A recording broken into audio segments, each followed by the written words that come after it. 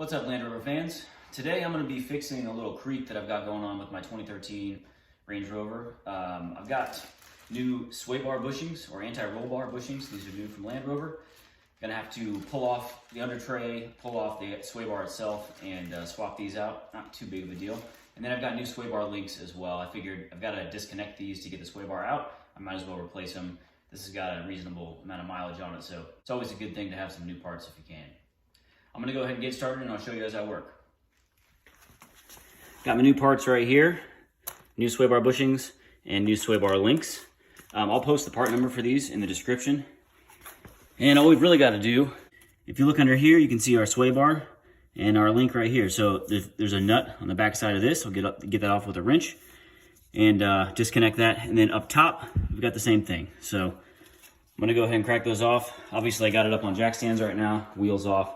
I do both sides at the same time, save myself a little time. I got this top nut off. Just want to let you know this is a 21 millimeter nut, and you'll have to get a T50 Torx right in there to prevent that from spinning. So get your Torx on a ratchet in the middle, and then use a spanner wrench. You got my 21 millimeter right there. They come off. They're a little tight, but you'll get them off. Got the sway bar link out. Drops out pretty easily. So I'm just going to set that aside. Next thing to do to get the actual sway bar that you see right there. Now this vehicle does not have the active sway bar control, so there's no hydraulics involved here. It's just a bar with some rubber bushings.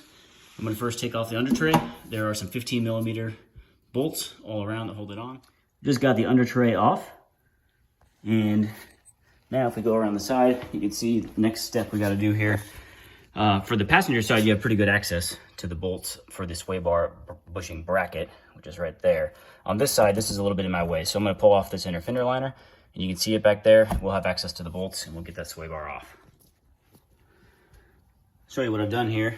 In order to get access to the bolts on the sway bar that's right there, you'll have to take off the under tray and the rear under tray, so both of those come off, and then that will give you access from the back.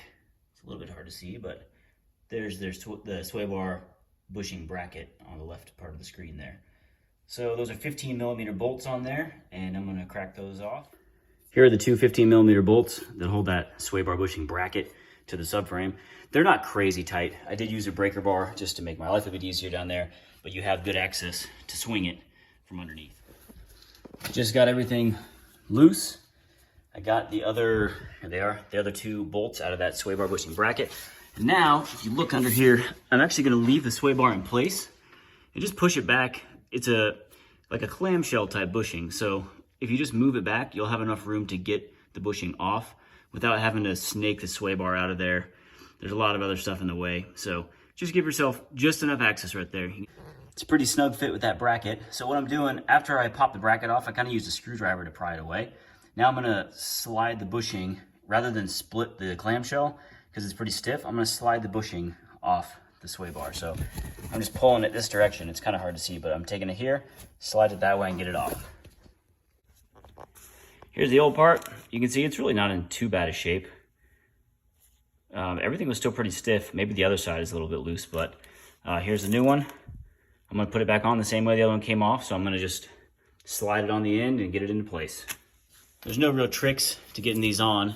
They're a little stiff, so I try just kind of wiggle them, and I get under it and grab on both sides and just pull as hard as I can. Get them as far as you can, and then what you'll end up doing is putting the bolt through and getting it threaded, and then just kind of tighten one, tighten the other, tighten this one, tighten that one, get it down evenly, and the bracket will pull itself over the bushing better than you can.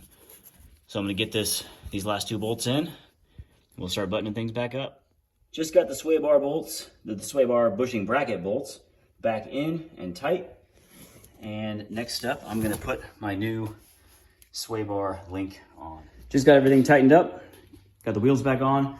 I'm gonna drop it down on this side. I've got some cardboard under there just to help the wheel bearings out. So when it comes down, it slides, but job is done.